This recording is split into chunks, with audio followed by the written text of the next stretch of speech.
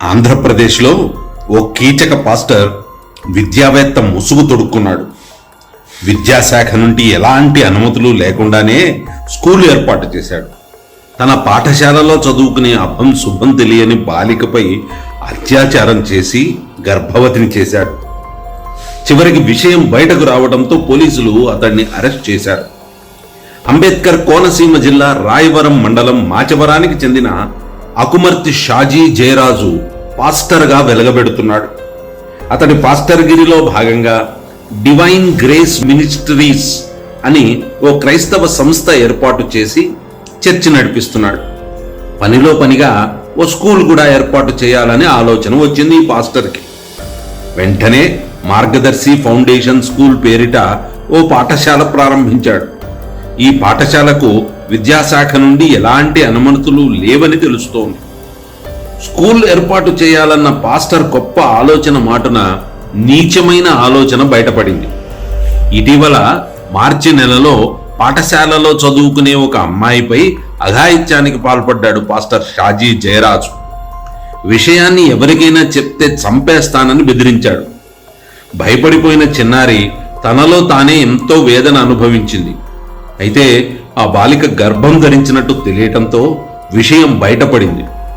విషయం నలుగురికి తెలిసి ఎక్కడ పరువు పోతుందో అని కుమిలిపోయిన కుటుంబ సభ్యులు చివరికి ధైర్యం చేసి పోలీసులకు ఫిర్యాదు చేశారు. వెంటనే పోక్సో చట్టం కింద కేసు బుక్ చేసిన పోలీసులు పరారీలో ఉన్న పాస్టర్ని అరెస్ట్ చేశారు.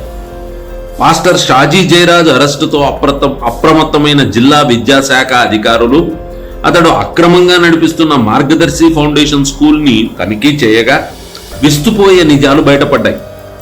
ఆ పాఠశాలకు 8, 9, 10 తరగతుల నిర్వహణకు ఎలాంటి అనుమతి లేదు.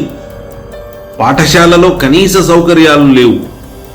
అక్కడి మరుగుదొడ్లకు కనీసం తలుపులు కూడా లేవన్న విషయం అధికారుల తనిఖీలో బయటపడింది. ఆ పాఠశాల గుర్తింపు రద్దు చేసి అక్కడ ఉన్న విద్యార్థులను మెరుగైన ప్రభుత్వ పాఠశాలకు పంపిస్తామని జిల్లా విద్యాశాఖ అధికారులు తల్లిదండ్రులకు హామీ ఇచ్చారు. ఒక 14 సంవత్సరాల కిషోరి బాలిక పైన ఒక స్కూల్ కరెస్పాండెంట్ అయిన షాజీ జయరాజ్ అని అతను లైంగిక దాడికి పాల్పడి ఆ అమ్మాయిని ప్రెగ్నెంట్ చేసిన పరిస్థితి ఎక్కడ చూసినా ఈ మధ్యకాలంలో ఇవే ఎక్కువగా జరుగుతున్న పరిస్థితులు.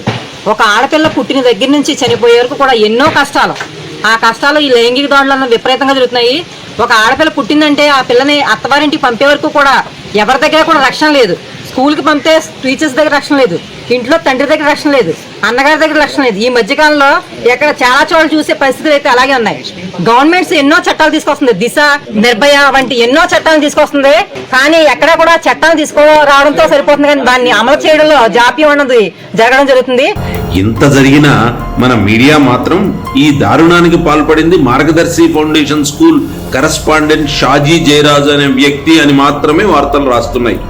అంతేగాని అతడు ఒక పాస్టర్ అని, డివైన్ గ్రేస్ మినిస్ట్రీస్ అనే క్రైస్తవ సంస్థను ఏర్పాటు చేశాడని, ఆ సంస్థ ఆధ్వర్యంలో చర్చి నడిపిస్తూ క్రైస్తవ ప్రార్థనా కూటములు ఏర్పాటు చేస్తాడన్న విషయాన్ని మాట మాత్రానికైనా ప్రస్తావించట్లేదు. మరిన్ని వీడియోల కోసం ఈ యూట్యూబ్ ఛానల్ కి సబ్స్క్రైబ్ చేయండి.